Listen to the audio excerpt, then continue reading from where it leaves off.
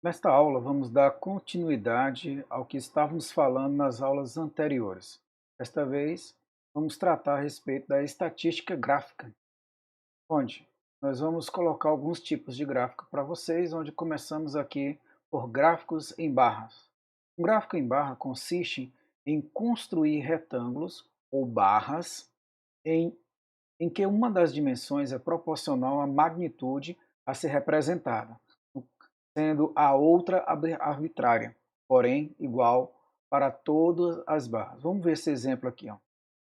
Só lembrando que essas barras são dispostas de forma paralelas, uma às outras, e neste caso podem ser de forma horizontal ou vertical. Aqui eu coloquei um exemplo de um gráfico de barra onde elas estão na vertical.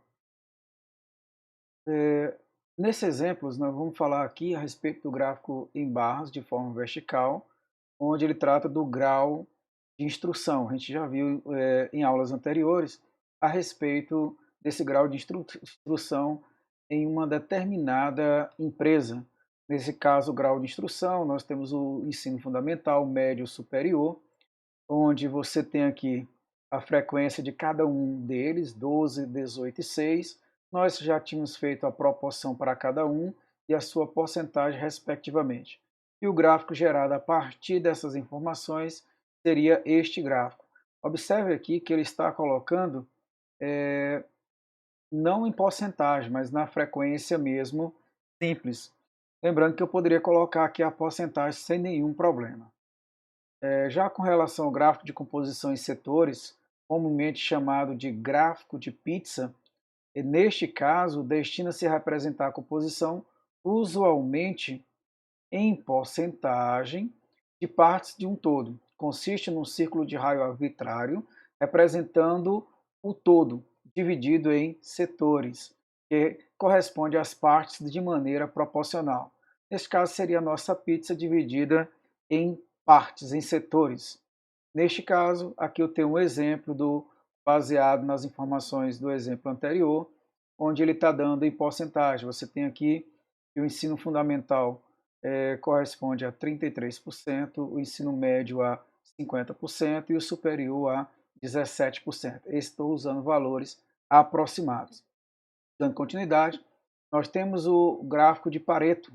Esse gráfico de Pareto é um gráfico em barras, representando a frequência absoluta, com um gráfico de linha, representando a porcentagem acumulada. Veja bem, se você pega essas barras, ele está representando a frequência absoluta.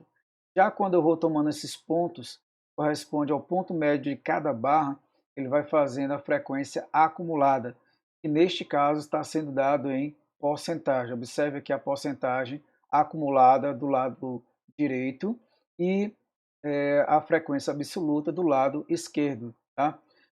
Ele exibe a frequência absoluta e a porcentagem acumulada no eixo vertical e as categorias da classificação no eixo horizontal, aqui embaixo. Claro que aqui tem uma produção de aviões em 2000, tá? Pela fonte do Boeing Commercial Airplane Company.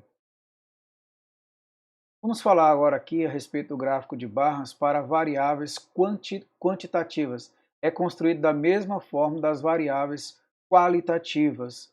Por exemplo, a frequências e porcentagem dos empregados da seção de orçamento da companhia MB, segundo o número de filhos. Vamos supor aqui o número, nessa tabela, na primeira coluna eu tenho o número de filhos, depois eu tenho a frequência e a porcentagem.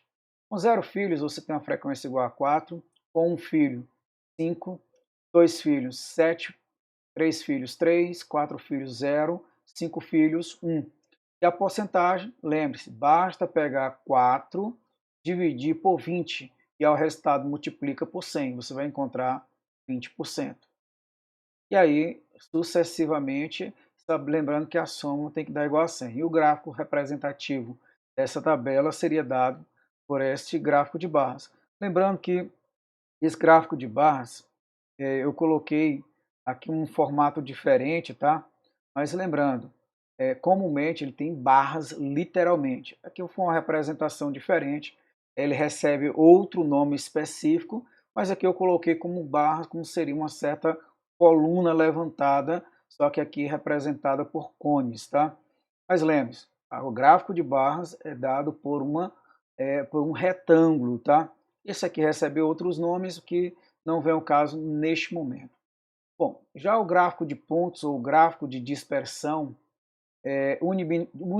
unidimensional ou dot plot, o que ele é? Quando os dados consistem em um pequeno conjunto de números, estes podem ser representados traçando-se uma reta com uma escala que abranja todas as mensurações observadas e grafando-se as respectivas frequências com pontos acima da reta. Por esse motivo é também conhecido como gráfico de pontos. Veja o exemplo aqui. Por exemplo, ele coloca apenas pontos, pode representar esse pontozinho 10, ele pode representar 100, depende da quantidade total, onde ele faz a distribuição de forma que tenha apenas pontos, ok? Por exemplo, 3, 4, 5, 6 tem a mesma quantidade, já que eles têm 3 pontos. Já o 2 tem apenas um ponto e aqui tem 10. Lembrando que esse ponto pode representar 1 milhão, pode representar 10 mil objetos ou algo do tipo. E por último, nós temos aqui o histograma, onde é o gráfico de barras contínuas. Normalmente aquele vem de uma tabela de frequências, onde ele usa intervalos de classe, tá? Com bases proporcionais aos intervalos de classe. A área de cada retângulo é proporcional à respectiva frequência relativa. E está aqui o exemplo no intervalo. Lembra do nosso exemplo que a gente viu em aulas anteriores? No intervalo de 4 até 8, lembrando que o 4 está presente, o 8 não. Ele tem 0,0695, eu poderia ter colocado aqui em porcentagem, multiplicando por 100, seria 6,95%. E aí, cada intervalo é dado por uma coluna, uma levantada. Lembrando aqui que, nesse caso, onde termina um, começa o outro. É um pouquinho desproporcional aqui, mas onde termina aqui o intervalo de classe de 4 até 8, começa a segunda classe, que é de 8 até 12. Ok? E por último, vamos aqui ver o gráfico em linhas, ou gráfico temporal. Neste caso, é um gráfico utilizado para representar observações feitas ao longo do tempo, em intervalos iguais ou não. Tais conjuntos de dados constituem as chamadas séries históricas ou séries temporais. Traduzem o comportamento de um fenômeno em certo intervalo de tempo. Por exemplo, aqui, nós temos aqui a dívida em milhões de dólares do Brasil. Nos anos, cada ano ele é representado por um ponto, depois de um certo momento ele começa a crescer, cresce e volta a cair novamente. Então, aqui seriam alguns exemplos de gráficos, né? Lembrando que não dá para explorar todos, há uma diversidade de gráficos que você pode encontrar, você pode pesquisar um pouco mais na internet, tem muita informação a respeito. Encerramos aqui mais essa aula, daremos continuidade em aulas posteriores.